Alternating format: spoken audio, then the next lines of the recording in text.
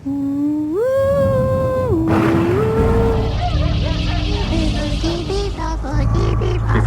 after, before, after. They turned out to be completely unreliable assholes.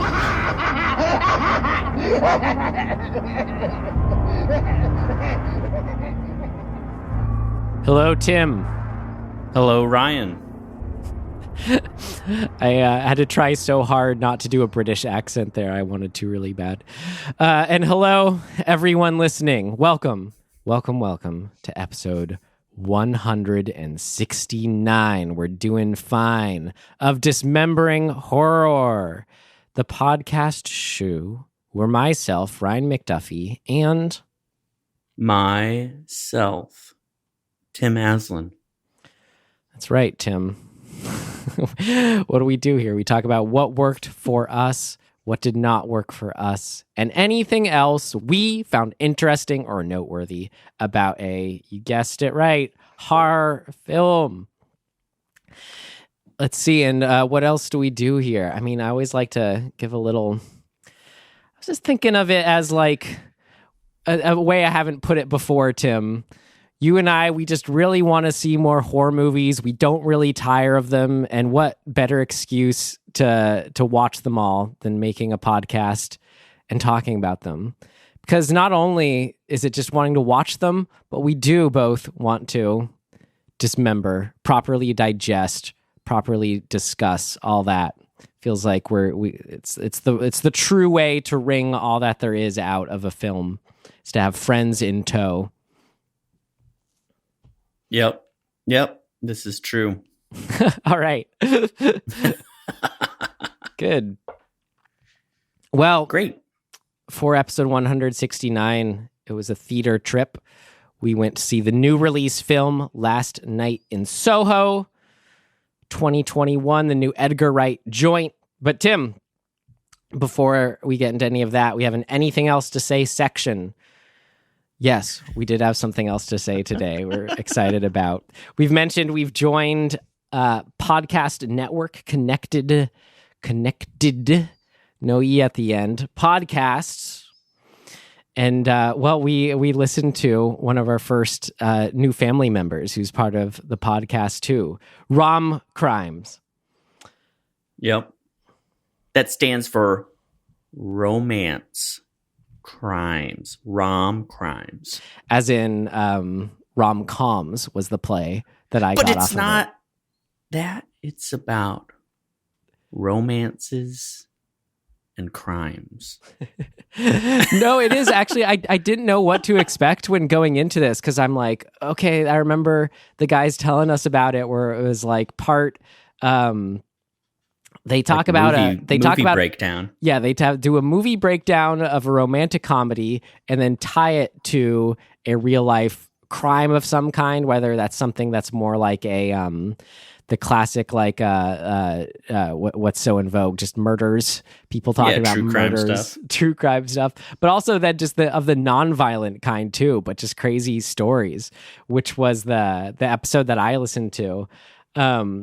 But no, yeah, it was so fun. It was exactly that. And so Avrin, Vanya are the host, and they were just like so much fun for both of the segments. Like they talked about, so it's like they do just split it up. Like for the first part, they talked about the movie While You Were Sleeping, which I'd like never heard of, but it was so funny. So they give us like... While You Were Sleeping. I'd have to go see if I've seen that because I can't remember. I just assume you've seen so much of everything, Tim. Probably. But it was so great. Like they made me excited for like, I mean, almost like, oh yeah, I want to check out. It's been some while since I've checked out some romantic comedies and just gone down that path. Yeah. But their enthusiasm was infectious in that sense. Like it was probably even better than like maybe watching the movie though, just because they had so much love for talking about this film. It was so funny. They were cracking me up too, like saying, so like young Bill Pullman, how much of a snack he was. I loved that. Yeah, their rapport is amazing. It's so good. And then they went on to tell this incredible story. They sort of split it up of this con artist who conned of, that's what they call it, Manhattan's elite. Yeah. It's just like those crazy con artist stories. But then they found a really fun overlap for both. So yeah, it was cool. Like it was a neat just way to kind of like mix up and do a little more with the popular true crime subgenre, I guess. Yeah. So if you're also a film fan on top of being a true crime fan or vice versa, check it out. Rom crime. Yeah, it's pretty sweet. I mean, them being able to find, actual true crime stories that do relate in some way to the movie is pretty fun, because whether or not it was actually like the movie was based on that case, that's not always going to be the way it is, but having it be connected in some way or another is pretty fun. Yeah, this one was a woman who's essentially like getting so deep in a lie that it keeps getting spun, out of control further and further. Yeah, and they go crashing very, down. very in depth. Like it's like beat by beat. It's really cool. Yeah, get all the juicy details, which we like to do here. We also are after those juicy details. Yep, that's true. Yeah, but you guys should listen to it. Listen to all of the stuff on the Connected Podcast Network. Great. Do it. Okay. Or else. So now I can transition. That's what I was trying to do. Because I'm excited. This was a big one. Like it's Edgar Wright's one of those filmmakers that when he has a new movie, it's just like, gotta go see it. You get Edgar Wright. Let's just jump into it with our trailer. So again, directed by Edgar Wright with a screenplay by Krysty, Wilson-Caims, and Mr. Edgar Wright himself. Here we go. To Last Night in Soho. Baby, you don't know what you're saying. So what brings you down then? I'm studying London College of Fashion. Room is on the top floor. It's perfect. I love it. If I could live any place and any time, I'd live here in London in the 60s.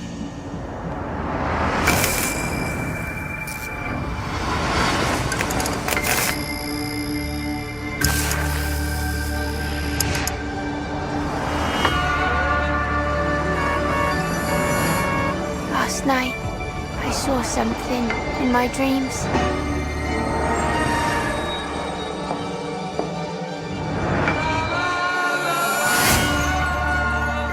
There was a girl. And you are? Sandy.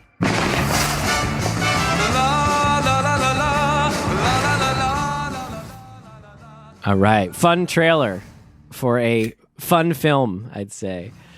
So, Tim, after our trailer, we move into our rating, which we have a whole fun rating system for, as in would we tell ourselves to avoid this film, stream this film, rent this film, or buy this film. What would you tell yourself, Ryan? This is... I thought I was great. I liked it checked enough boxes. I think it gets a buy it for me. Wow. I liked it. I mean, I liked it as much as Candyman, and I think there's which I gave a buy it to too, where I think there's just something so cool and refreshing to have a modern horror film that's just so competently done, if that makes sense. Sure. Your face, I just feel like you disagree. I don't know what you think yet. You're doing your poker face right now. But no, it's just that it's not one of my oh my God, I don't know. I'm really excited about aspects of it. And I got really caught up in it in a way, but it's cool enough. And yeah, it checks enough boxes. I would buy it. But it's not a new all-time favorite. Edgar Wright's films, I love him so much, but I don't know, they leave so much of an impact that I almost don't feel like I need to own them, if that makes sense. Sure. No, I own Scott Pilgrim. I have bought Shaun of the Dead. I don't know. It's weird. Yeah. Maybe it's just where I am right now and just kind of liking the idea of having stuff on my shelf for specific things, even if it's not a 10 out of a 10 movie. I don't know. You're getting my gist here. How about you? I think it's really close to being really good, but there are things that I guess ultimately I just didn't like. Some of it's technical, I guess, but some of it's story too. And so I'm a rent. That's it. Great. Cool. Yeah, and maybe it's hard for me to say too, because like I wouldn't say there's anything as far as I disliked about it. It's just when it like doesn't reach a certain level, somehow. It feels like the least Edgar Wright movie I've seen. That was something I really liked about it. I don't know. Okay. But not that saying that more Edgar Wrightiness would have been bad, but I just thought it was really interesting and cool about it, I should say. Yeah, I mean, I feel like trying to think if I've seen all of his movies, but I feel like he's moved away from kind of the things that really made him like stand out in the last couple films, which I think the last one he did was Baby Driver, which also felt less Edgar Wrighty than previous ones. Yeah, it is. It is interesting what he's doing with this and Baby Driver, where it feels like Baby Driver, he's like, I want to make a certain kind of film. This one, I want to make a certain kind of film. Well, to a degree, I think that's always been kind of his approach, because like, Hot Fuzz is a sort of a police, what do you call that? Like a buddy cop movie. Yeah. Right. And he does genre like his way. So maybe that's more it, where it's Shaun like of the Dead. Shaun of the Dead. Of course, zombie movies are just are just so done to death that it was really about making like hisness had to come through even more in a way. I don't know. Right. And there's this is not a criticism in any way. I really like what he like his style. I just like his style. But if you were to say like what his style is in like, I don't know, some concise way, this movie particularly felt like it didn't have as much of that flavor to it, whatever that flavor is. Well, which is fine. That's not a bad thing at all. It just was, I don't know, it was a different thing, different experience. Also, I always like to give the disclaimer for those new releases. Maybe I speak more for me than I do for you too, Tim, but first time viewings, often I just can't really work it all out. Like it's not fair to the movie.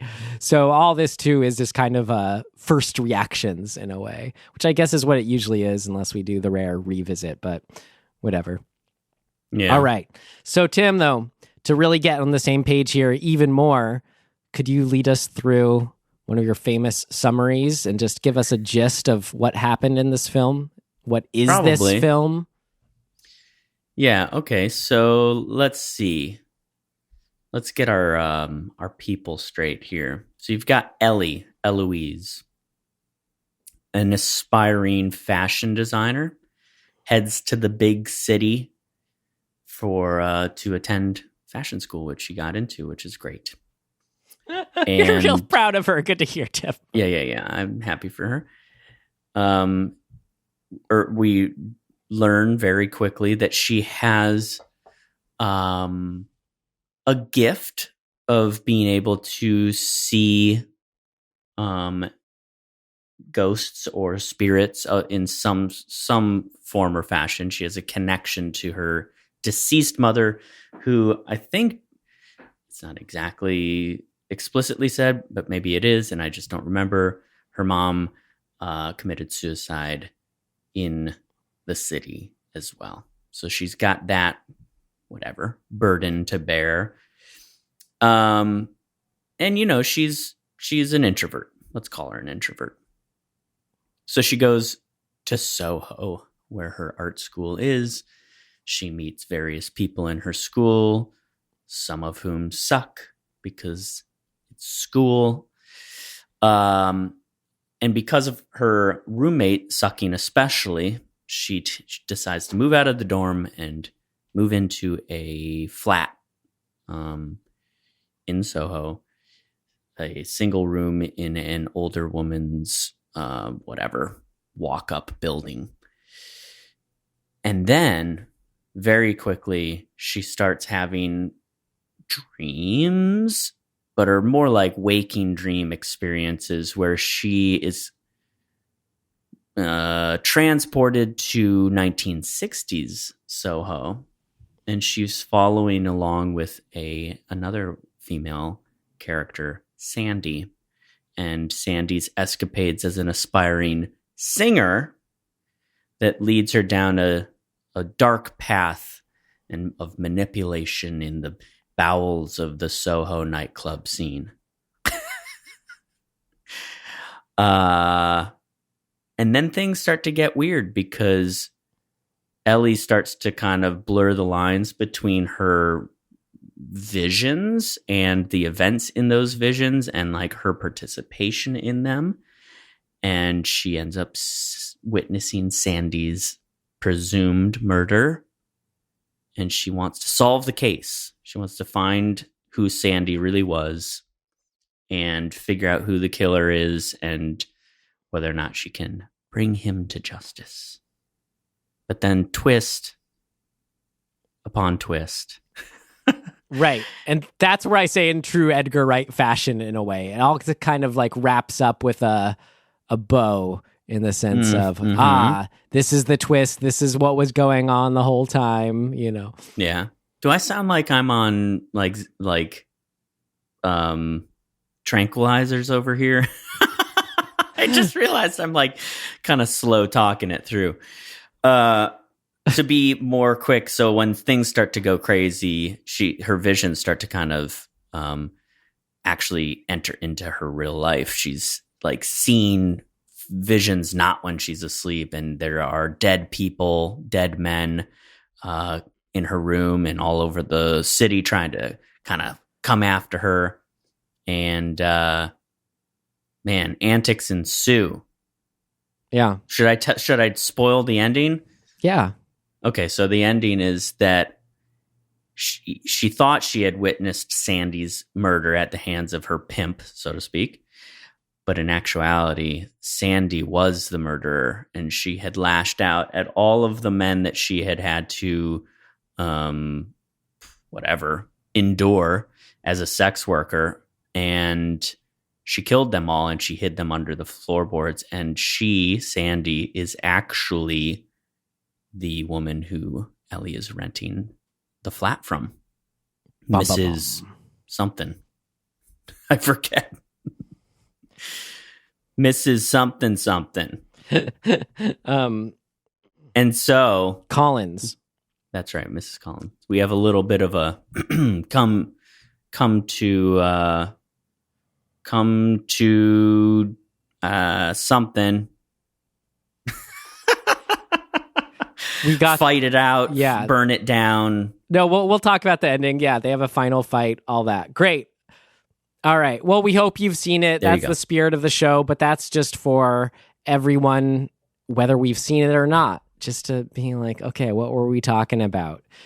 Yeah, what were their names? Let's get that out of the way too. Mrs. Collins, take care of things like that.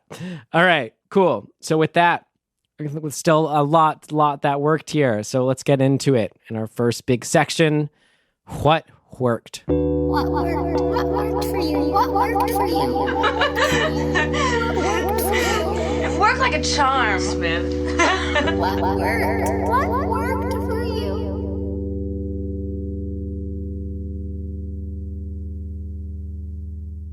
I mean, I can just say as a whole, Tim, like the first half is just what was so like kicking, just like so hard for me. I got swept up in the theater experience just in that way you hope for going to the movies. Music, sound, acting, boom, confluence of images, all that. It was like everything you want, the magic of the movies. And that's like what gives, I don't know, and the flavors within all of that is why I just put it to a buy it, I think. But I will say, so like Edgar Wright, so you're right, maybe like this is obvious.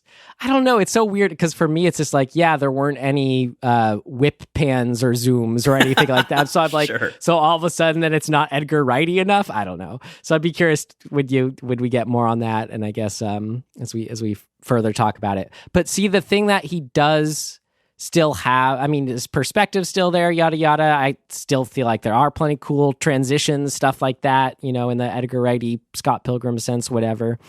But something that just comes when you have someone who's a filmmaker, like him and all his buddies, and I'm sure his co-writer on this, when they just love movies so much, and you're filmmaker, you're at a certain level of being a filmmaker. It seems like it becomes more about not so much like your stylistic flourishes for me, but in that case, you just have such an inherent like built-in belief of how much movies can do and sort of make you feel and sort of be a certain whole, world you're stepping into on screen, that it's just like, that's when the sort of magic step happens in a way, where it's almost just like, just by seeing the possibilities in something and then shooting it, all the elements come together, like we just get maximally transported in a way. So like, I mean, just to start, from the beginning with that in mind, from the get-go, just like the opening, I think it was like the opening shot where Eloise whips open the door and steps out from the hallway dancing to I Don't Care What They Say Without Love, which I love all these old songs, so maybe that's a big box that was checked for me too. I'm very much can relate to Eloise and my love of music that was made well before I was born.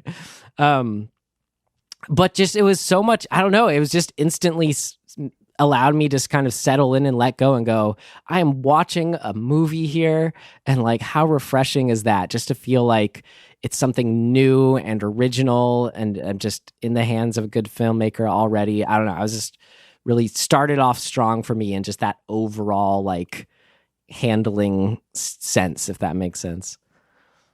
Yeah, I think a lot of that comes down to the aesthetic, the design, and just having clear characters, right? Like we know from that opening shot immediately who she is and like what we're dealing with. And so like, I think that may be one of the most Edgar Wright thing he does is how good he is at defining characters quickly and effectively. Mm-hmm. And I agree, the whole feeling you get from right at the start, kind of, it's like a nice little warm blanket that you get to wrap yourself up in. Yeah, well, it's more than, I guess, I guess, again, like all these sort of stylistic flourishes we may think of with other Edgar Wright films, or sort of having this like comedic lens kind of over it all. This just, you could say, felt more like straight in a way. Like all of his films, they like get you into the world, the characters, make you sympathize with them. But this one, I don't know, I can see it worked for me in a way that was just so nice and interesting, just to sort of, with the goal that it's going to be a horror film, or a film that, needs to reach a certain level of intensity and be respectful towards the subject matter and the character histories and all that. It struck this interesting tone that maybe, you're right, he kind of started exploring with Baby Driver, but this is more like just, showing something straight, not allowing us to really laugh, but like, okay, we're sympathizing with these characters in a more dramatic movie world sense. Right. Yes. I was going to say something about that. Now I don't remember what it was. Either way, I think a big part of what supports the opening in particular, and does carry you through, is this kind of feeling, you kind of said this, where they love film so much, right? Like that, like you can tell that there's it's not homage, but they're so influenced by the films of the era that this movie is, starting to point at, right? Like, go back to, I don't know, let's see, like Blow Up. I don't know if you've ever seen Blow Up, but these movies that take place in London, essentially in the 60s. And basically starring, if there's an old person in this film, you can expect they starred in some old British film. That's right. Yeah, exactly. And so there's something about that, like the nod to that. Like it's almost, I kind of left the movie feeling like this is like a love letter to that era of cinema. And just that era, yeah. Right, exactly. Which is interesting because like Edgar Wright is, I think he's like 4 or 5 years older than me. So like he was not around in the 60s. You know what I mean? It's just like I wasn't around in the 70s, but I have a weird affinity for it because I think your early memories get tied to, your parents' era.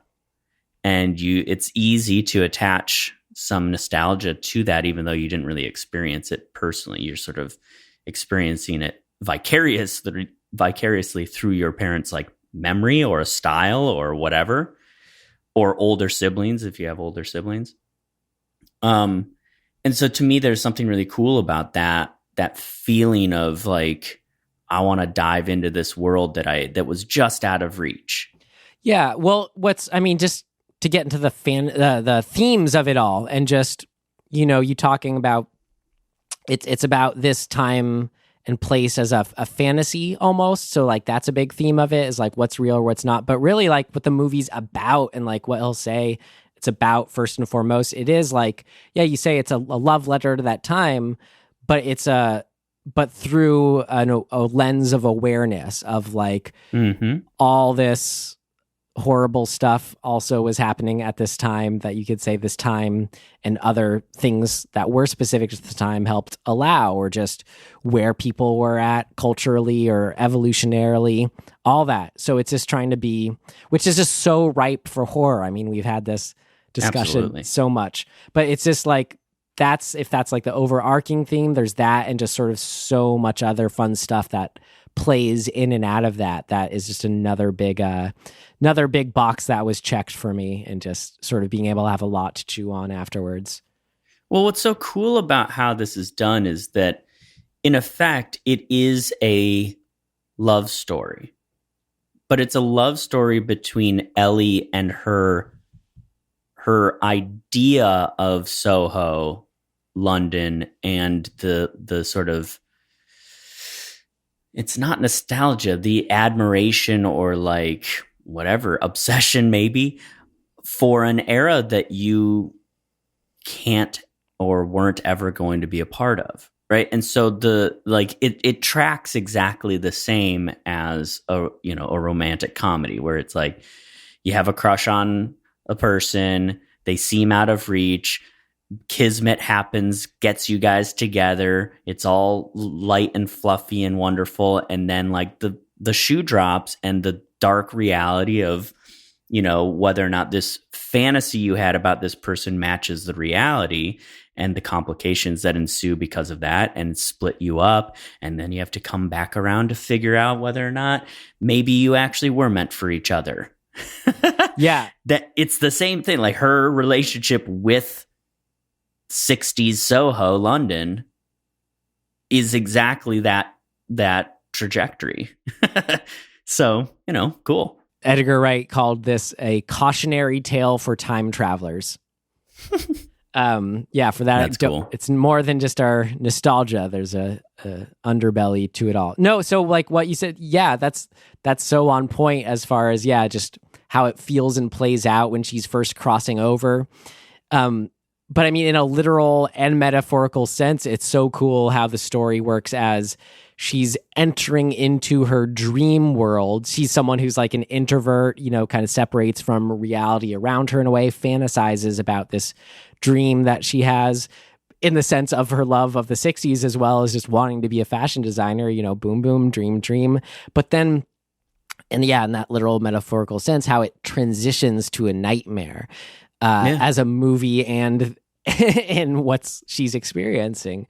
And that was something I thought was so cool, Tim, that idea, just that feeling of like, I don't know, it's just that's just such a universal dream thing where you just kind of get in a place and either maybe there's something nice about it, or it's like there's just something it doesn't have a positive or negative feel to it in any way, but then something is just like you get the sense maybe there's something following you, or something's not right, or there's always something you can't see out of the corner of your eye kind of thing.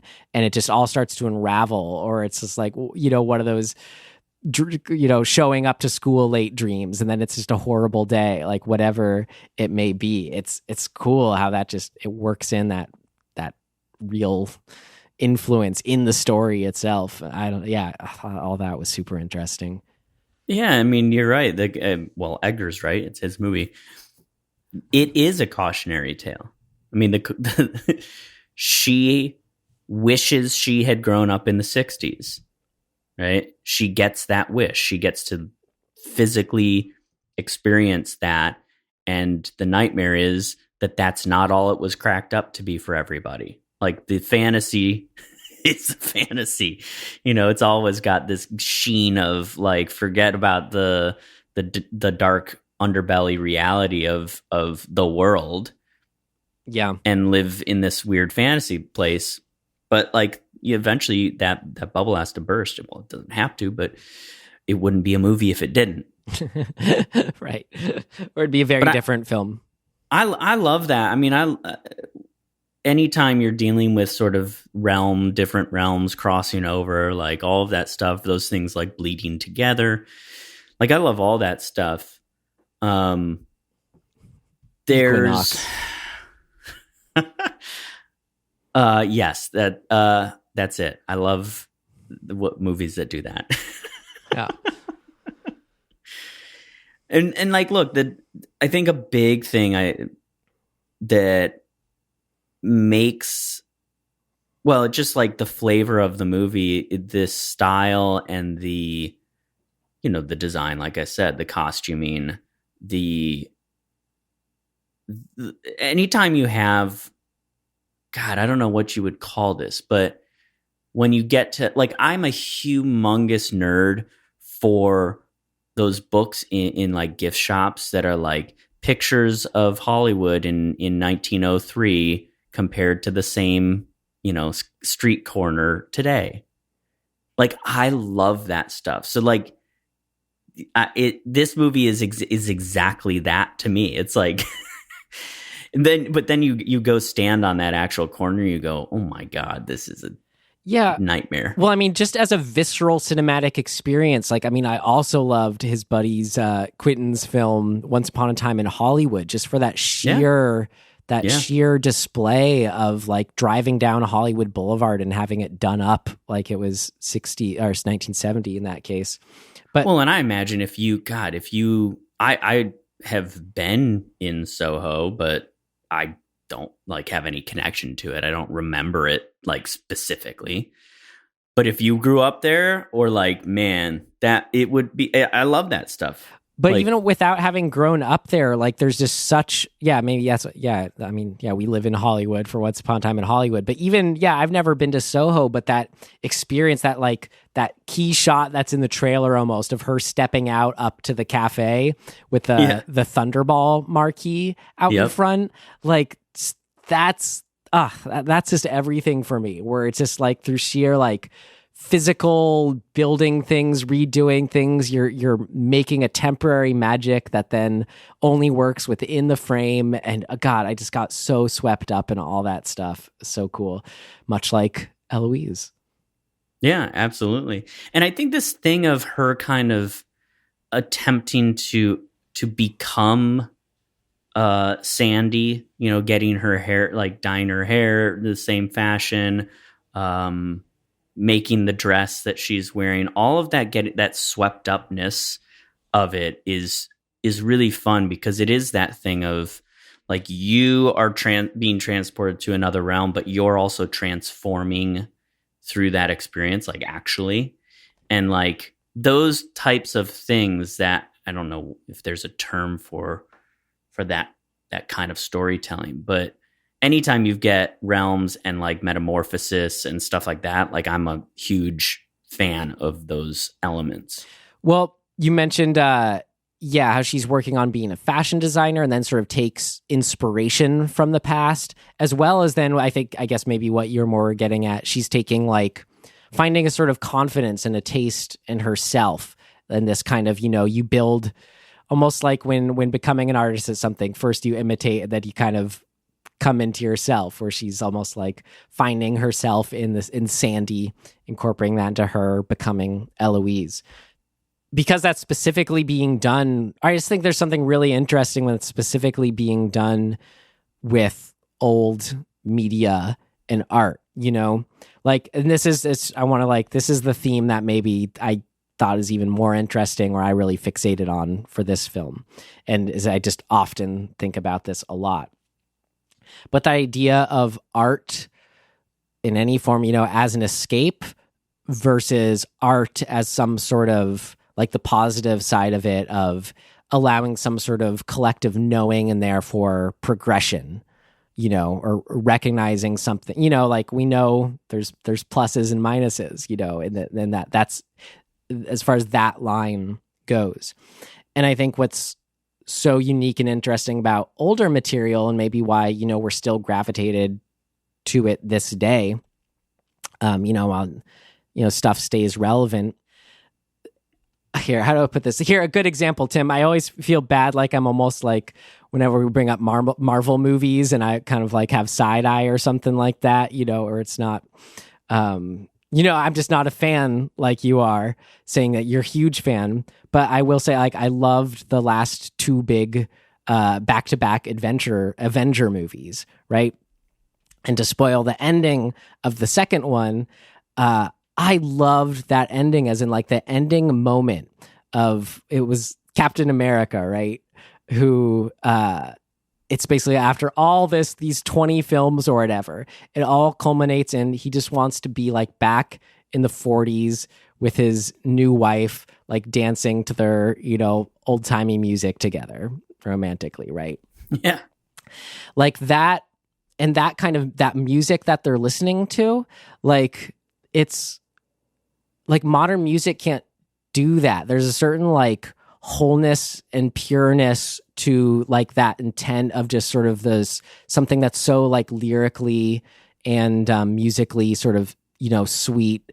And I don't know, we almost say it like feels, there's weird things about it too. It doesn't take into this greater context. It feels outdated, but there's something more like punchy and powerful, when it's just so like all the songs of all those old lyrics are just "I love you" said, a bunch of different ways, but there's a certain like uniqueness and power to that I don't think we have, that is unique to that time. You get what I'm saying? I think so. Okay. I mean, I also think that that is your taste. Yeah. Like, but I'm trying to describe where maybe the appeal comes for everyone. Like, I have, some friends who got married and they had that incredible like first dance. They played, God, it wasn't Moonlight Serenade, but something like that. That was this like old timey song. And it was just like this spell, like the ending of that Avengers movie just kind of wafted over everything in this incredible way. So this, I think that's all especially right. I mean, that's basically what this story is about though, too, when we know of like how horrible like those times were, at the same time. It's like all that can be wrapped up in sort of art itself, and that's where we're at, is like, how can we still, like, there's still stuff to appreciate about it, but it can be, I don't know, just trickier to plug into. It's still there. I don't know. It's all just messy, interesting stuff. Well, I think that, I mean, the part of this movie that is poignant is the idea of you can have affinity for an era, but often you are ignoring because of your lens. If you're a white teenager, like, your lens is going to be very different than any other non-white person, or your understanding of like the bullshit that women put up with in that era. Like your perspective is different because it's rose tinted glasses because you don't know any better. But if you were to say, like, for example, I have a huge affinity for the 50s. I don't know why. I mean, I just think it's like there's something strangely attractive about the style of the 50s or the music of the 50s or all these different things. But like, I'm so looking at that through this like pinhole perspective, right? Where it's like, if you were to go talk to, I don't know, a black guy who lived in the South in the 50s, pretty sure his affinity for that era would be very different. Not to say it wouldn't be there, but it's a completely different experience that is generally ignored when you look at these things from a perspective of like, oh, that era seems so cool. But what's I think is so neat is what these discussions and films allow for is an almost like processing of, the trauma and the horrors in a way. Right, exactly. To then allow us where it's less like we're looking at something through rose-tinted glasses, but like our glasses are clear enough. We're looking at the cool, pure thing, the song, whatever it is, as well as all this, all the ghosts coming in around it. But then we're like making friends with the ghost in a way. And I say that in a metaphorical sense. I know it's more tricky and complicated and loaded than that, but yes. that's what's going on here in the story sense and metaphor sense. Yeah. Well, and here, I wanted to say like something that illustrates what I'm talking about a little better, but I thought was like a facet of this story that, how it was discussing all this, but clothing is a perfect example of what I'm talking about, where we see like the equivalent of that classic old timey song I was trying to describe, let's say, you could say is a handsome man in a suit and tie, right? Like we know suit and tie, it brings a certain kind of like it brings out someone's best qualities in a way, or a certain type of qualities in a man, let's say, person, whatever,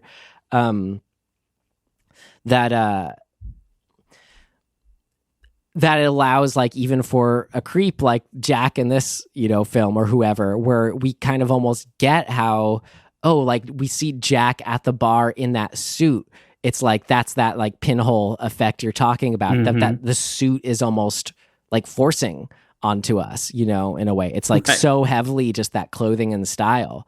And it's just, that's always been really interesting to me too, is like how clothing in that sort of physical presentation way is almost abused in that sense, like still now, like a friend of mine just had like a horrible Airbnb experience where he like stayed somewhere that was like here in Hollywood, but it was like, it's like this total weird scammy thing where it was like an old recording booth radio station kind of thing with all these like little like booths turned into rooms. And he said that the guy showing him around, who is like super shady or whatever, was like total like slicked back hair and suit, which is like, you just imagine this crummy guy. It's just that exact thing. It was just so like not there, crummy, whatever, just puts on the suit, Yeah. So it's that easy. Yeah.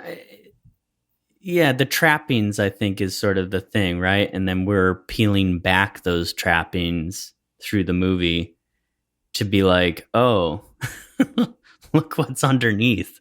Yeah. But I love that. I mean, what else do you want? Right. But then, because then we also get the inverse of that too, of like Eloise is genuinely bringing out her qualities she loves about herself, and others see in her when she's making her own dress that's vintage inspired. It's cool. Yeah, and she's getting validated through that. Like, yeah. And all of it crumbles. I just think that the structural trajectory of this movie is really, really solid. But we haven't really talked about the scary stuff. No, you're right. Well, the horror within, it felt super like British in a way, like British ghosts. Like it reminded me of was it the God, what's that recent film by Ty West, the Innkeepers? Or I like the Innkeepers. We did ghost stories for this podcast. Yeah, there was something that felt British, especially with the turn that happens where we think the ghosts are, coming at her being like, we're going to get you. But actually they're saying, save us, free us. It was her. We were killed by her. Just that twist, something in there felt not just Edgar Wright-y, but British. Well, it felt Hitchcockian to me, which is very British. I don't know, too supernatural for me to make the Hitchcock association. Yeah. Well, the twist of the like whodunit sort of yeah. It being the woman who owns the building, right, that and having aspect. her be Sandy, all of that was cool. I actually particularly like in the moment. I was like, I don't know what are we trying to, or like what are we supposed to feel in this moment? But that particular moment where she has the realization of the ghosts, the men that Mrs. Collins, Sandy, has killed over the years, and that those are the specters that are haunting Eloise. That moment of them asking for her sympathy and her help immediately made me go, ew, like, no, what the hell, right? And having her then say, no, I'm not here to help you assholes. I really like that as the sort of moment of just her character coming to terms, right? Like being like, I'm not going to fall into this sort of weird manipulative victimhood, I guess. And also this sense of her gift, her sort of her shame around her gift and her shame around like her mental health, right? That kind of comes to a head there of like, even in that moment, she's still being kind of messed with, and her being able to kind of push through and overcome it and be like, no, I'm making the decision here, was really cathartic. I thought it worked really well, and I like that. And I think some people didn't, and that's fine. Well, I mean, but like for me, it worked. The catharsis, I don't know, so there was so much a moment, but I just liked, as far as just sort of building the new world on top of the old, having a new approach, kind of like the world we should be building. I like how in the end, Eloise, she did try to still save Sandy in a way. Right. Right. Like, hey, she's still here. She's still alive. Like, don't do this. Come on. I feel you. Well, and that put up against her, her affinity for that era, and having Sandy kind of be like, sorry, girl, like we went through too much shit for me to be saved at this point. Yeah. And that's valid. sad, and it's cool and, poignant. Yeah, no, it feels, rings true in a way. As far as just as a end set piece or scene, I don't know, I was about to say in a horror sense, but at this point it almost felt like a more horror action sense. I don't know what you'd call it. But the detail of when Sandy's old Sandy's, she's crawling up the stairs after Eloise, and we see young Sandy kind of cutting in and out with old Sandy. I loved that. It was so cool. It's this effect of like, yeah, they're the same person, and like we shouldn't. I don't know. It's almost like what we were talking about with Halloween Kills. I don't know. We were talking about it recently, but just that idea of like old people are people. Like that shouldn't have to be said, but it feels like that is something that still needs to be demonstrated. In a way of like, yeah, these full. They've looked like how you look now, young people. Almost like that. so just in this kind of weird indirect way of like, even though it was sad, her circumstances, just that the fact that they still gave her a kind of like physical power at the end, despite, being old. And I think that was just helped by the flashing in and out of the young version of her. Mm-hmm. I really appreciated and enjoyed all that. And just like to work in Anya Taylor-Joy just screaming as well. Just it's so much fun. Yeah. That ending also had do you remember this short story called The Landlady by Roald Dahl? No. I feel like everybody had to read this in what would it have been? I think probably middle school. Maybe it was high school. I don't know.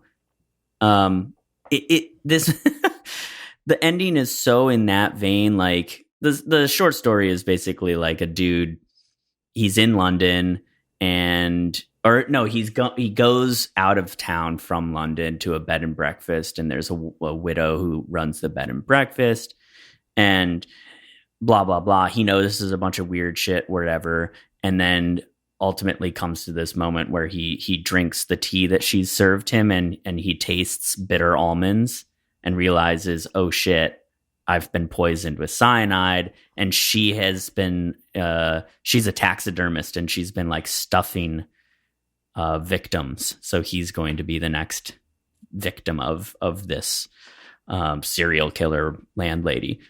It had like this movie, the ending of this movie, that whole sequence of getting the tea and like realizing it's poisoned and all of that, it just made me think immediately of this story, which it's a cool story. It's very short. I think it's like 2 pages long. I mean, Roald Dahl's British too, right? Feels very... Yeah, exactly. Right. Like it has that, it just has that feel to it, which is cool. But there's something about that, like the facing off with the real version of this presumed fantasy that you've been having, right? It's like it's not Scooby-Doo-ish, but it's like the mask has been taken off, and now we get to see the villain. But the whole movie allowed us to have just implicit sympathy for Sandy. Mm-hmm. And so just the dynamic of the ticking clock, the boyfriend waiting, and he's gonna come in at some point, so he's in danger. She's obviously in danger from all sides. Like all of that, the construction of that final sequence I thought was really, really fun. Now there are things about that sequence that I don't like, but from a construction and a setup point of view, and the tension of the whole sequence, I thought was really, really fun and really cool. Yeah. So I just kind of you mentioned talking about the horror stuff, and I kind of just jumped to the ending. But I mean, more on just, I guess, the horror stuff, just the look and design of the men ghost, I thought was really fun. It was great. The way they had amorphous faces, just to kind of capture that feel of just like, yeah, just men in suits coming at you. Stay away. Like, get off of me. It was cool. I love that. I love that element that Sandy, adult Sandy, old Sandy, adult Sandy. What am I talking about? Mrs. Collins, Sandy. That's better, yeah. Essentially says, or she does say, like, I had to like erase all the faceless men, right? Like, it's just, men's bodies over and over again, like that, to the point that I've like their faces disappeared. And so having the specters embody that facelessness was very cool. Yeah. No, totally. That's cool. Well, was there anything specifically about the horror that you wanted to mention that when you brought that up? Well, no. I mean, yes, but I don't know. Without getting into things that didn't work. Yeah, there's too much of a butt attached to them. There kind of is. All right. I really do like when you're watching somebody's reality kind of crumble around them. Like her spiral that she goes on is really intense and evocative, and like watching her unravel, just, you know what I mean? Unravel like a thread from the bottom of a dress. Well, I needed you to make that leap for me, but great. All of that's really cool. In particular, the library scene where she's kind of off trying to research Sandy, and she's flipping out. Like, she's having waking, I don't know if you call them hallucinations, but whatever you call that. She's in the other realm during her waking existence now. So things have gotten worse. And she's running around trying to defend herself with a pair of scissors, and she almost stabs her former roommate in the face. That moment alone was extremely exciting to me. Just Right. the way it plays out, the way it's cut. Like, I really, really thought that she was going to actually kill the roommate by accident. I was like, Oh, this is yeah. gonna end badly. And having the boyfriend like catch her hand before it lands was very cool and very fun. Britt was sitting next to me, and she's like, because Britt went to art school, she's like, oh, she wouldn't be allowed to come back to that school after that. No, she might go on to become a famous artist, but That's right. I mean, there was for me still like a lot that was really exciting to me about this film we haven't even gotten to yet. But like, I know. in talking about the getting swept up in the story when she's first entering the dream world, I mean, just so much about that. You know, like how you described, you know, almost as like the allure of a new romance in a way. Yeah, I mean, I was feeling it that way for sure. But also just in the sense, I just felt like I could really relate to her character in a lot of ways. Like I saw a lot of myself in her. And one of the ways was that kind of like that feeling when you have your own kind of new special interest that almost feels like your sort of like new world you're really excited about getting into.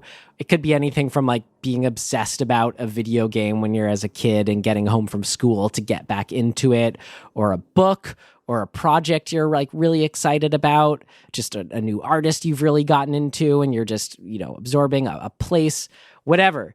Just that thing that feels like your own special thing. That's fun. Yeah. That's, I don't know. That was my more like projection onto that experience of like when she's getting home from school to then get to the thing that she really cares about doing, and she gets her like kind of ritual almost, the way she excitedly brings the blankets over her and she's back in the world. I loved all that. That really helped me get caught up in that feeling I could relate to. Yeah.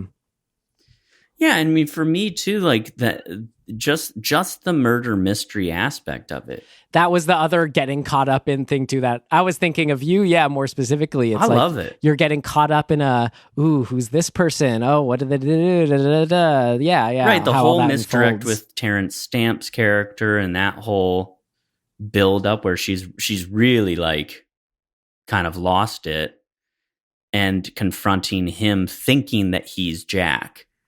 And like, I just think all of that stuff it's so of that Raymond Chandler sort of, you know, murder mystery, whodunit investigation like book thing. I love those. Yeah. Not to just keep rewinding on what you're saying, but like even before it got to any of that stuff, just that first scene where we're getting caught up in everything, like I just gotta mention those first dance sequences were just like so incredible, of her entering the club and the way they'd switch places during it. Yeah, I guess very cool. I was so swept up in that, much in the way they were swept up off their feet. Yeah. Oh, you know what? There's one other thing. I don't know really what to think of it in terms of it having deeper meaning, but just the fluorescent lights outside of her room. I think it goes like red, white, and blue. It just looks so cool. I don't know why I'm such a geek for like colored lighting, but I love it. Yeah, like, I want it in everything I make, and I've yet to make something that it like was appropriate for. Yeah. Now all I want to do is just like bathe, a scene in like pink. Yeah. Well, that was, yeah, I know you're a big Neon Demon fan. That's why you say that. Oh, love it so much. Specifically. No, absolutely. Shout out to the deliberate use of color. And this is what Edgar Wright talks about a lot in the interviews and stuff, but just portraying the technicolor-ness of the 60s and then the drabness of modern day, and then having those the confluence happen as the nightmare merges with reality. Yeah. It's so cool. Got this weird little detail I had down that I thought was really smart, not a big thing, but just that she had the hickey left over after one of those first dreams, I thought was so smart. Just otherwise you're kind of going like, well, they're just dreams. Like, what's the threat here?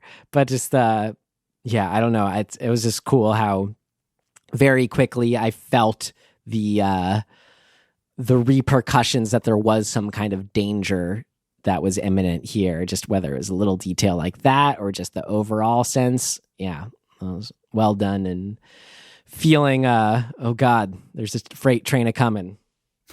Yep, totally. Yeah, tons of more little things I liked about, but that kind of covers it for me. Yeah, me too. Cool. All right, then with that, let's move on to what did not work. It's not ready yet. Seems to work okay. No, something important's missing. What did not work?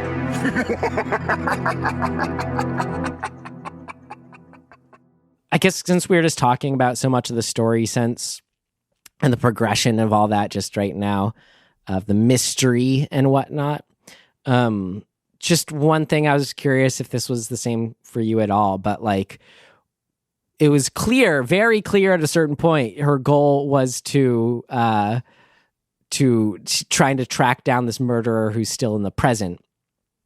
But whatever, like, that ride to that, her making that conclusion was, like, I was just, again, like, really first time viewing, but I kind of missed that in a way. It sort of felt like, even though she's clear about it, I was just kind of like, wait, how did you get to, like, this is what you're doing now?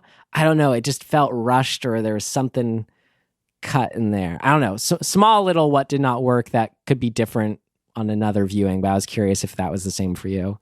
It sort of was. I don't know exactly how to pinpoint. There is something about maybe it's the transition from the it's weird. I think it gets a little convoluted, and I'm not sure why. Part of me thinks it's that when the dreams start to kind of invade her waking life, and she's trying to solve this mystery, it almost feels like we've got too much going on. Maybe it's weird because there's also this whole element of like, well, is she just delusional? Is this just her suffering from whatever issue, schizophrenia or something like that her mom suffered from? And so I don't think it's wrong. Like, that seems correct that those things would sort of start flooding into each other. I think, Tim, that is what's wrong. Then this is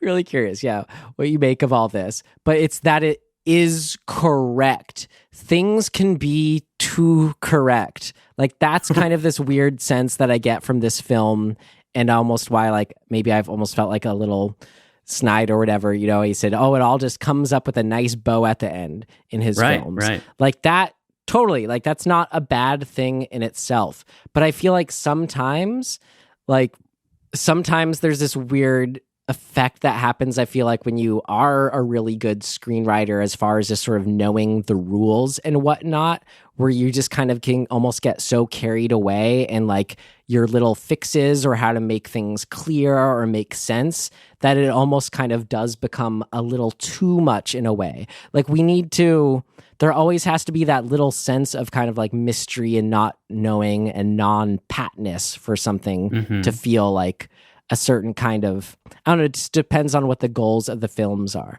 Like, I don't know, like I'm just maybe not, but did we really need to have the thing where she has like a mom who died and she's setting up already that she can kind of see ghosts in that sense? Could she just have her issues of being, you know, the introvert that she is, and just for whatever weird reason, part of the displacement of being in a new place, in a new room that's haunted, she starts to experience these things. Like, you can get how, I don't know. So there's just stuff like this, that throughout, where like in the horror movie sense, like I really like it and it's fun as like a ride, but it's not like it, I don't know, moments get under my skin and the ideas and theory do and the story too, but in almost a filmmaking sense, it does feel like pat and safe, and maybe a little bit of just kind of like that comes from an almost, I don't know, too much stuff, over explaining. I don't know. It's just something like all that. Yeah. I think there's something in what you're saying for sure. I don't know. It's a very strange thing because it just leaves me kind of scratching my head, because there's a whole section of the movie where I feel disconnected with her like spiraling. Well, that I felt that. Yeah. Sorry. Well, and just that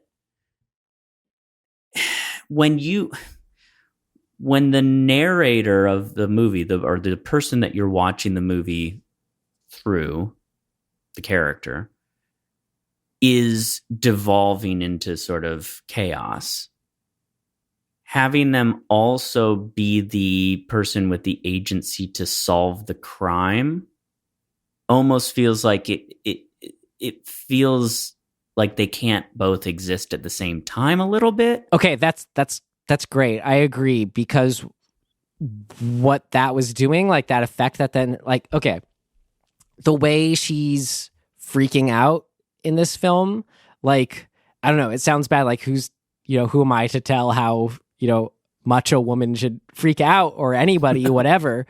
But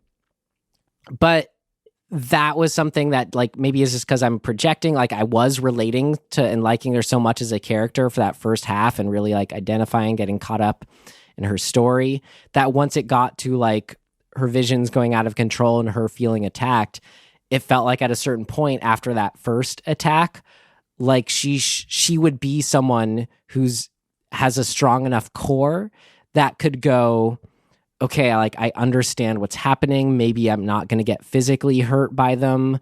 Like just getting pushed to that point where it was this weird line that was like pushed too much of her just being kind of manic, screaming response to everything.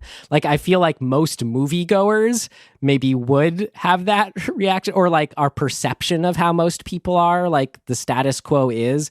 I was saying this in a previous episode where it just like frustrates me how it's like, just because your reaction isn't to scream at something crazy means like it's not realistic if that's not your reaction. Like, no, I don't relate to that. Like, there's other ways that people might, react to something like that, even that crazy. So I don't know. That's where I just started to feel a little disconnect from her, was like, she was striking me as someone who, would have a bit more of a nuanced response to this all. And just like was overall more grounded in a way that, I don't know, she just seemed off to the races in a way that felt more like it was trying to be a certain kind of like movie versus staying grounded in her character. Yeah, well, I wonder too, I mean, if watching it a second time would help smooth this out, but I think what I wanted maybe was more of a sense that she, as the visions invade more and more of her, that she needs to, that the conflict becomes between her and the visions where she has agency in trying to keep them at bay. Yeah. Because I think the big flaw of her character upon a single viewing feels that she completely is just at the mercy of all of these things. She's not actively making decisions or combating the visions. Right. And I think that what Edgar tried to do to kind of solve that is to give her agency with tracking down the murderer.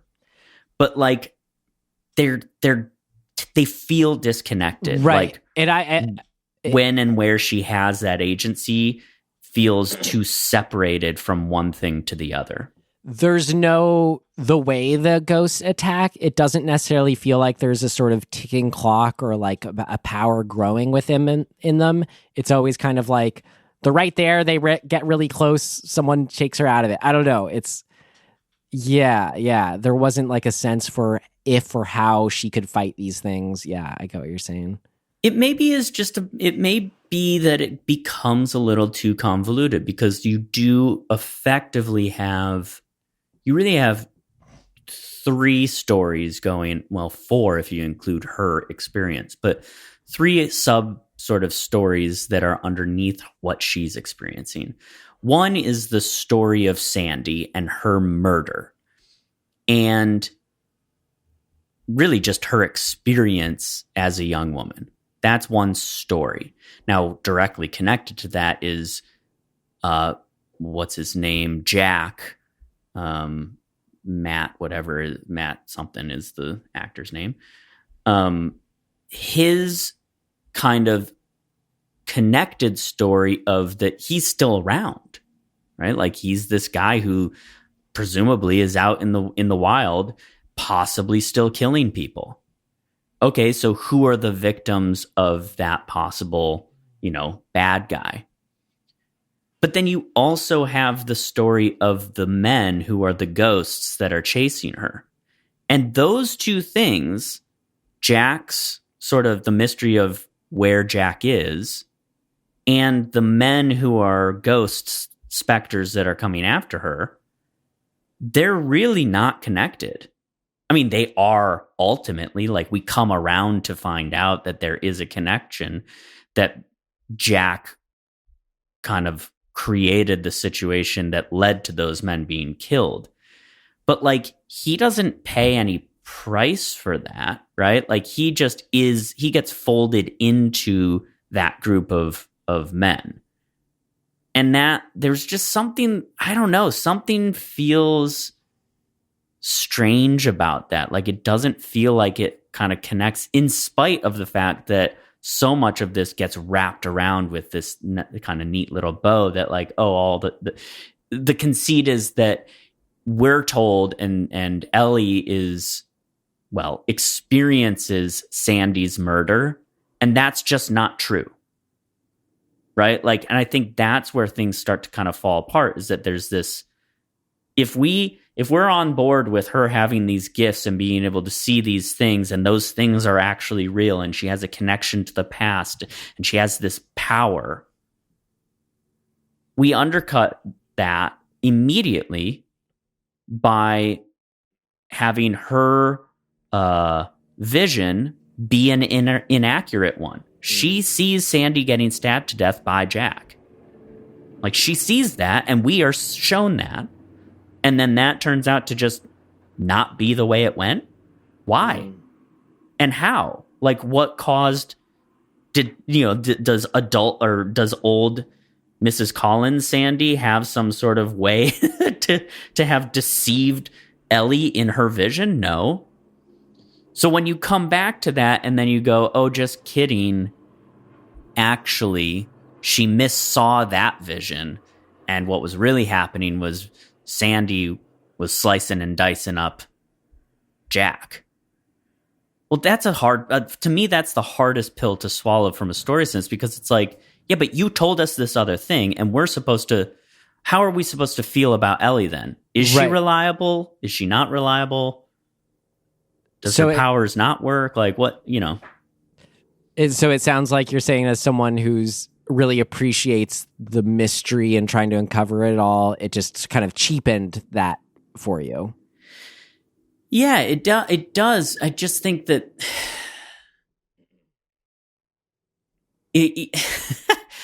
when you get to the moment of a character, tracking down the truth and having the truth be a just kidding, like I think that's not great. And there's maybe what's missing is we needed to, maybe this is in there, but like we needed to feel more like the moment of her witnessing Sandy's death was obscured somehow. That because Ellie is so freaked out by all of what's going on in that vision, that she actually had an obscured view of what was going on and misinterpreted it.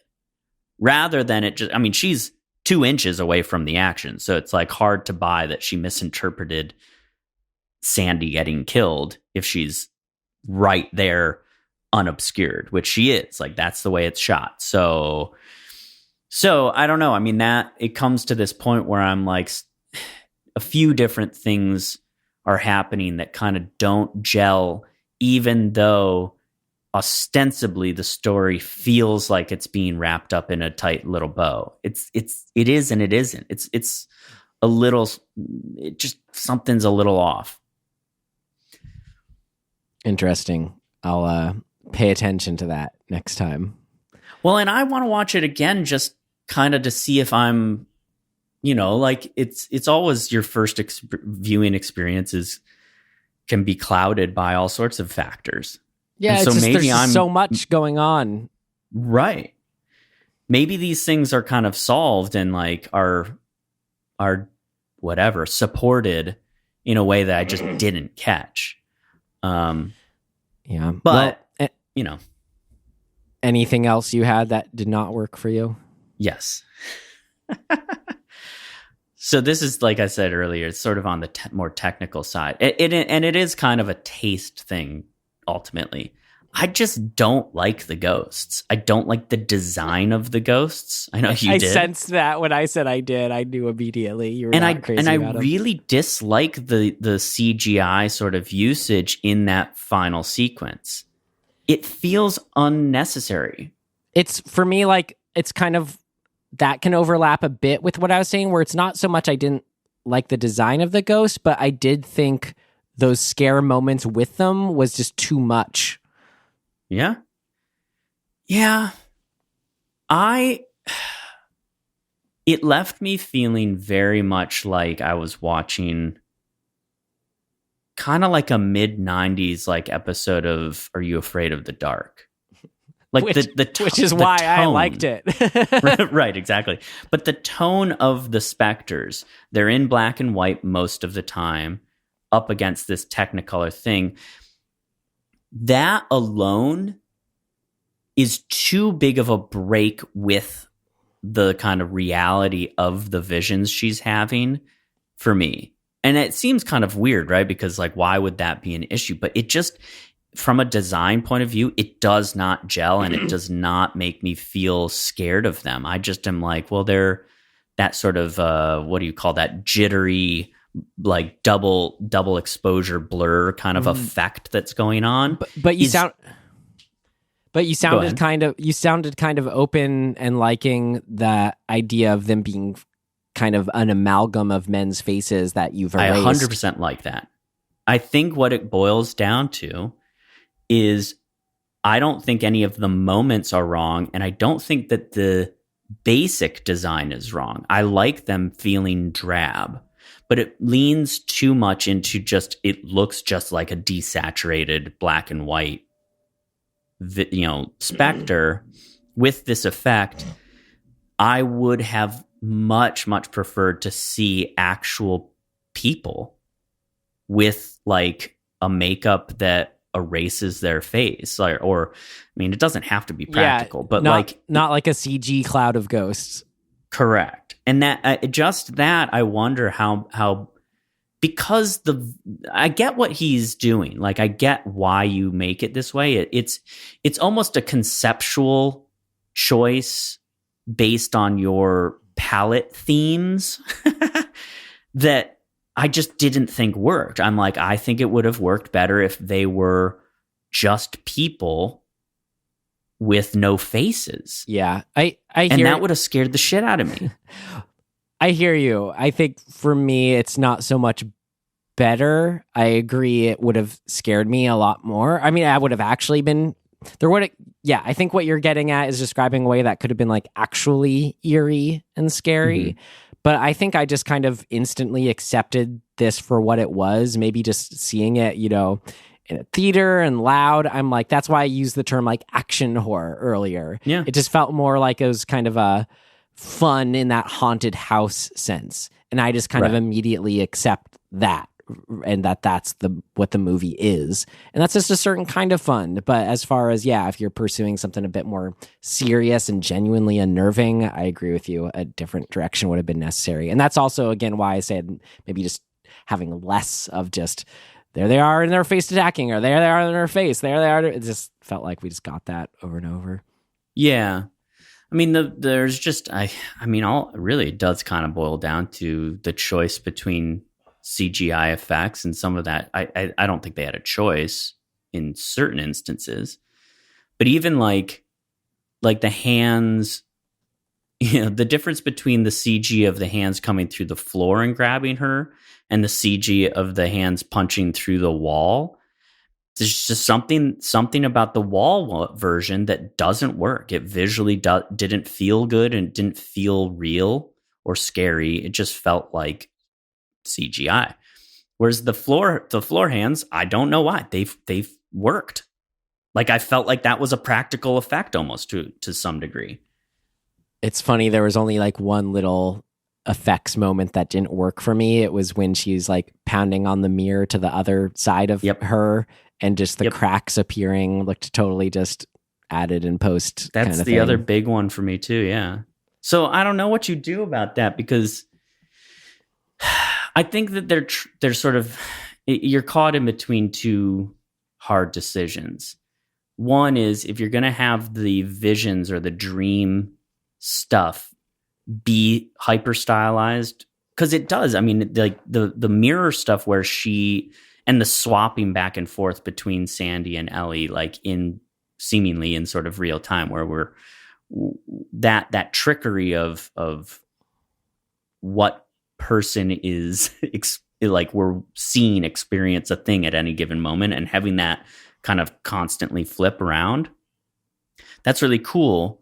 And the space feels real, but sometimes it doesn't feel real. Like the stairwell in the end, when Mrs. Collins is actually stabbing at her, and flipping that to the kind of like glass stairwell that Sandy wanted to come down to sing, in the Rialto or whatever the club was. Even that felt nebulous, and like we're falling into this kind of netherworld thing, and maybe that was the intent, but for some reason, because it is so clearly a computer generated environment, it feels wrong in the context of this movie for me, because like so much of the movie is grounded in a really like hard tactile thing of the era, of the buildings, of the clothes, like all that's so real, that when you introduce then suddenly this hyper almost stylized, maybe it's not stylized enough. Like maybe it needed to go even further into stylized to make it work. It's so, I don't know. Yeah, it's so just funny and weird, because like I can imagine just a version of this where you're showing, like, you're talking about the sense of the space of the CG fire and all that around them at the end. Like, you could just show it less or not highlight it so matter of factly. Maybe. But then I'm just thinking at the same time, I feel like I wish we could just say, well, let's bring up the percentage of here, or how many people are like us and how many people just do not notice or care at all and are totally caught up in it. Like, I that'd be bet so fascinating. The vast majority of people don't have even like a second's thought about this. Yeah. So I'm just being that voice, I guess, right now. Right. I don't know, man. It's so weird to me because I was watching something recently. I don't remember what it was, but this at the time of it being made, I'm sure the CG was like, you were like, whoa. I think it was the second Lord of the Rings movie, The Two Towers, and all of the Gollum stuff. And I was like, this is really amazing still, but you can see the effect. Like, you can see the work they did. It's funny. I like, just because those films we watched them on film when they first came out in theaters. That's true, yeah. They were of that era. This film I did see on film and was shot on film. Oh. And I think that helps a lot with the smoothing over of all that. Because, like, you're talking about all this, again, like, because it was so obvious, only the cracks appearing on that mirror being hit. It's the only thing that felt weird, just because it was the way it held on it and appeared, no way around it. But, like, everything else you're talking about, even the appearances of the ghosts, like, for me, I kept saying it was that they were shown too much. But, like, the CG-ness, like, it all just felt, watching it on film, it all felt painterly versus digital in a way, if that makes sense. So I would just be curious that effect, the film effect does help smooth over modern CG in a neat way. I'd be curious. I mean, that doesn't surprise me, considering that there's an actual shutter, like, like it's frames actually moving through, as opposed to a digital thing, which just sort of doesn't have that. It's different. It's a different thing. Like, you live up the street from the Vista here in LA. Which was exclusively the only theater in the world showing Star Wars The Force Awakens in film. Do you remember if you saw it there? Can you conjure that memory? God, I don't know if I saw it there. Okay. It's very possible, but I do not remember. I think I did, because I think I saw that twice. Well, in theaters. You would need to remember for what I'm asking you about anyway. So, well, it's feeling more things of notey in here. Did you have anything else for what did not work? Not really. Those are the real things that stuck out to me. I don't know how you solve what I'm talking about in terms of the story stuff exactly, but I'll gotta watch it again and just see if that kind of remains disconnected feeling. Got it. Great. All right, then with that, we shall move on to things of note. Things of note! This should be interesting.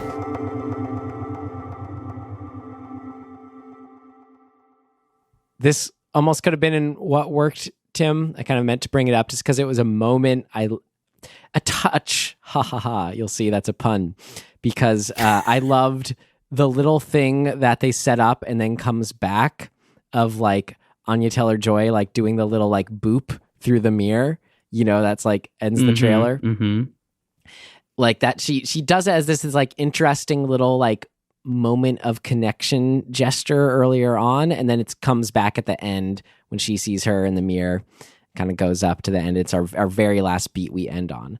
My kind of, like, things of note context put this under is, like, how do you read that action, that exchange, that gesture? Because I thought what was so cool about it is it, like, definitely felt like something, like I understood it, but it was new and uncommon enough. I couldn't really put it into words, which is why I think that it made a great ending beat. It was something that, I don't know, couldn't quite, it's different from, like, she shakes her hand at the end. I don't know. was unique and cool and had a sort of custom meaning to it. I don't know. So what do you break down what that is? The little the boop, the mirror point boop. It certainly feels like some sort of 60s behavioral thing, right? Like it doesn't feel modern. Yeah. I mean, it says, I see you, I acknowledge you. Yeah. It's like a validation behavior. Like, here we go. You know what it reminds me of a little bit? I don't know if you've seen this, but there's a meme out there with Adam Driver sitting at a diner table and he's eating soup. I don't know what it's even from. It's from something. And he does a very quick, like, okay sign with his hand. And he says, good soup. And it's like this very poignant, like pointed sort of behavior. Like, boom, that, boop. It's a very, I don't know. There's something about like, it's like a validation move. It's like a exclamation mark.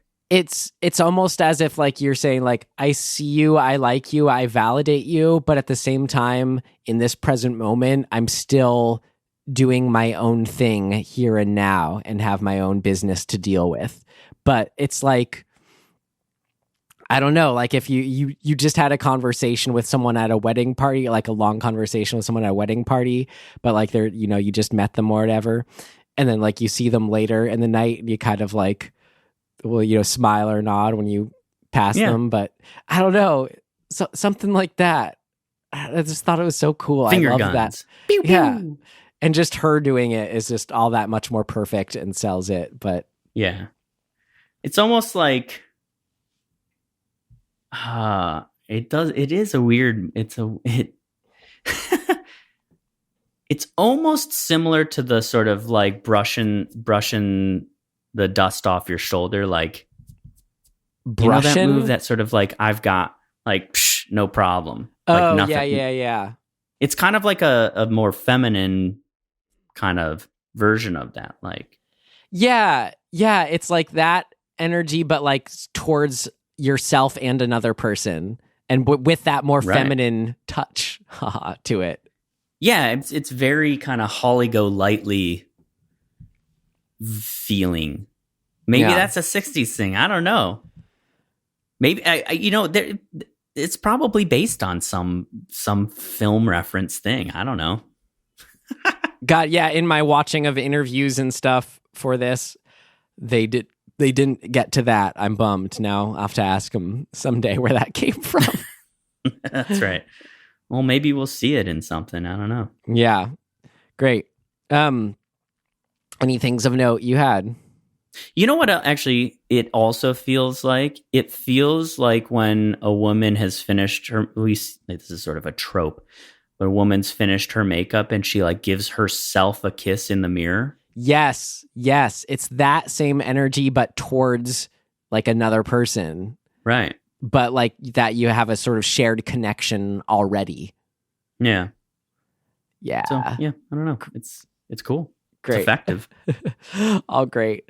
Well, as I did mention, I did get through some interviews and behind the scenes stuff for this. The main one, Tim, I mean, this could have been a thing that worked. I mentioned loving the dancing scenes. This is like the main talking point in like all the short little interviews that they do is like how they did the switch out between the two of them. Did you know about this, Tim? Did you read this? I didn't see it. I wondered about it. There were times when I think it was practical, and there were times when it was replacement. So all the stuff of the two of them. I mean, first it was really fun tidbit when she's first entering the club and sees the Sandy version, Anya Taylor-Joy version of herself. That is like not CG. That's all in camera. So the maitre d' that comes at the beginning was a twin. That they're like little touches like that. Cool. How they mirrored it. It was great. Fun little thing of note too. The twins were played by the Weasley twins from the Harry Potter movies, which apparently, Fred. That's right, Fred. Which apparently they're just like the perfect age for it. I guess Thomas and Mackenzie and Anya Taylor-Joy like were so starstruck that it was them, which was great. That's funny. Yeah. But no, Tim, like those dancing scenes when when they switch places, like I was convinced, like I'm like that had to be CG or something, like some kind of melding effect, just because it was so smooth and instantaneous. Like I got so caught up in watching that with just that and that. How the hell did they do that kind of way? Like where I'm like, God, because you can't. The way to shoot with that kind of camera energy when it's in motion, like you can't match those camera moves in that kind of thing without some kind of new device we haven't seen. That's, I don't know. So the behind the scenes, Tim, it's incredible. They literally just like switch places. The actors, they just switch out with each other. Like when they're in the middle of a spin or like, you know, when he's blocking them or whatever, like, I could not believe it. It was like this beautiful orchestration that they pulled off. And God, it's just one of those just movie magic examples that makes me so giddy. Yeah, that's cool. I there were definitely moments where I was like, I think this is a set, like that we're not even dealing with any CG replacement or like green screen stuff, that they just, instead of there being an actual mirror, it's just a hole in the wall and you've mirrored the set on the other side of that wall, which actually makes a lot of sense, right? Like it's very easy to do. It's just a matter of budget to build the set, which they obviously had. But then the real magic is having the actors mime each other, which is such a cool thing. When necessary, you know, they didn't do it a ton because she's kind of observing from that angle a lot of the time, but nonetheless, I think that's really fun. Oh yeah. And it works. Those moments where they did have to match exactly, like they did it. Like you could not catch anything. It was really incredible.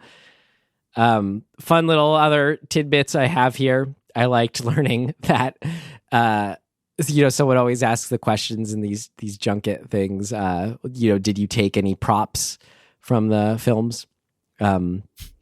Edgar Wright took home Eloise's record collection, which is amazing, and I'm jealous of. But I thought that was funny. They were joking. Yeah. It was like this film all was a roundabout way for him to get those records. Right. Seeing at the New Beverly, I mentioned it was fun. The trailers, like they were all those exact old trailers of the British films, like with Terrence Stamp and Diana Rigg, like all those stuff. They showed all those. That was funny. But it was weird. They had a note out front. I had never seen it. Said, I think it said 27 minutes in. It said that the back channels are off for the first 27 minutes of the film. And then they come back on, and then they turn on. They said, this is normal. This is intended. So I'm like, what? Like, I don't know. There was, I'm guessing that's at some point when they're transitioning over, but I thought that was really interesting that in the design and sound mix of this film, apparently the rear channels are saved until a certain point. That's interesting. I forgot about this, but there was a moment somewhat early on where Britt and I thought we were hearing sound from another theater. And, you know, because it was weird and behind us. And we were like, oh, that's weird and annoying. And I was like, I think that's in this movie. I think that what is being done from a sound design perspective is kind of breaking down the auditory world that she was experiencing, because in the scene she's actually starting to have a little bit of a disconnect, like mentally, and a little bit of sort of an anxiety attack. And I think it was to that effect, that it was purposeful. But in the moment we were like, what's happening? That something's weird, something's off. I was like, cool. Well, yeah, they did that on purpose, I think. I actually think that was by design. So yeah, that's cool that they're messing around with that stuff. Neat. Something else they're messing around with, you know, I mentioned the color shift as the film evolves and gets into its different lands. But they use different lenses too, where they were using spherical lenses in modern settings and then anamorphic lenses for the 60s scenes. So that was fun. That does not surprise me. Yeah. Cool. And then we got a shout out. I believe this is our second Bond girl we've had in a film we've covered, where we had Tanya Roberts in Tourist Trap, who was in A View to a Kill. And then in this film, we had Diana Rigg, who is in On Her Majesty's Secret Service. That's right. One of the better Bond films, if you ask me. If you ask me, that's valid. One of the better Bond films. I don't think there are many bad Bond films. That's what I'm saying. That's it's the only George Lazenby. Yeah. Bond. Anyway. Good times. My least favorite Bond is I hate On Her Majesty. No. That's the one I just said. Diamonds Are Forever. I just thought was terrible. I'd have to go back in and remember which movie's which. Yeah. I always remember, the original Dr. No, From Russia with Love, and this one, and On Her Majesty's Secret Service. Those three are like... Pew, pew. Diamonds Are Forever is the one that came right after On Her Majesty's Secret Service with Sean Connery in Vegas. That's right. Yeah. It's just so weird and unlike Is that the one where they go ones. Into space? No, that's Moonraker. Oh, that's with Roger Moonraker. Moore. Yeah. No, but why you're confusing it, they have like a scene that's it's like they're on a set of something and they have like a moon buggy they drive around. It's weird. Okay. Cool. All right. Great. Well, then I think it sounds like Can I shout out Terrence Stamp? Yeah. I just like Terrence Stamp. I think he's great. Zod. I kept thinking of Bowfinger was all I could think of with seeing him, which was fun because he was, I don't know, it's just hadn't seen him in anything since then. I always thought that this is some Marvel nerd shit. I always thought Terrence Stamp would have made an amazing Magneto in the X-Men series instead of Ian McKellen. Not that I have anything against Ian McKellen, but Terrence Stamp would have been my choice for Magneto back in the day. I think that's amazing, Tim. You're right. That would have been great. Oh, perfect. I like, even from what I know about the films. Yeah, I know that would, and he would have been great. Well, any other dream castings, or are you good to wrap up things of note? No, I don't know. I don't know. Have you ever seen the girl who was the lead in this, who played Eloise? Yeah, I'm a huge fan of Old. She was in that. Oh, is she in Old? Okay, I didn't see that. Yeah. Interesting. I saw her in oh my god, the Taika Waititi's Jojo Rabbit. Yes, thank you. My god. Yeah, I saw her in that. That's the only. I was like, where's she been? Oh yeah, that. I love that accent so much. It's just so much like fun and endearing. It's great. I won't do it. I keep wanting to do it. All right, then. That's it for things of note. We can move on. Wind down last night in Soho with some recommendations, as we like to do, Tim. Do you have one for us this week? You better. I mean, I just think that you all should read The Landlady by Roald Dahl. Cool. I'm sure you can find it in 10 seconds. Do it. Great. Yeah, no, you already talked about it. All right. I'll recommend Dead for everyone. I had not seen, nor was I really aware of, the Noah Baumbach film Margot at the Wedding. Have you seen that? With oh god, Nicole Kidman and Jennifer Jason Leigh and Jack Black? I don't think so. I've heard of it, but I don't think I ever watched it. It was good. Just that kind of, if you're in the mood for that kind of Noah Baumbach, but I don't know. He can be pretty hit or miss for me, but this was on the better side. I really enjoyed it. Characters were fun. The little world they built was fun. Everyone was great in it, of course. It was fun to see Jack Black too, as like just in something that's more of a dramatic comedy, a little more realistic tone. But he's great in everything. So it was fun seeing him in this context. And of course, Nicole Kidman and Jennifer Jason Leigh, like, should be big enough sell for you. Yeah. All right. That was from 2007. That's good. For next week, we're actually, for the first time in Dismembering Horror history, taken an episode off to get together with loved ones for Thanksgiving. So we'll be back in 2 weeks in December, where we're gonna try to see what we can dig up that we thought would be a fun discussion that would be in the holiday mode of a Christmas film. Yet to be determined. All right, well, until then, you can find us wherever you found us. We got a website, dismemberingwhore.com. We got an Instagram. We've been posting all sorts of new fun things on the films that we've been covering, in addition to our first reactions when we'll, as soon as we literally finish watching the week's film. So fun stuff like that. You should check it out. Check it out. But if not, that's totally fine. We just really appreciate you being here and having made it this far. Welcome. Check out Rom Crime. Yeah. Again, shout out to Rom Crime. And we'll have more on all that too with our connected buds. And more news too come December, how we're going to be upping the ante to our version 2.0 here.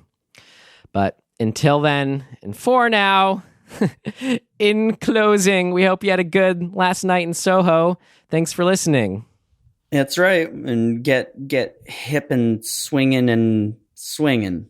Boop. I'm finger booping everyone listening. Boop, boop, boop. All right back to you. We'll see you next time. Goodbye.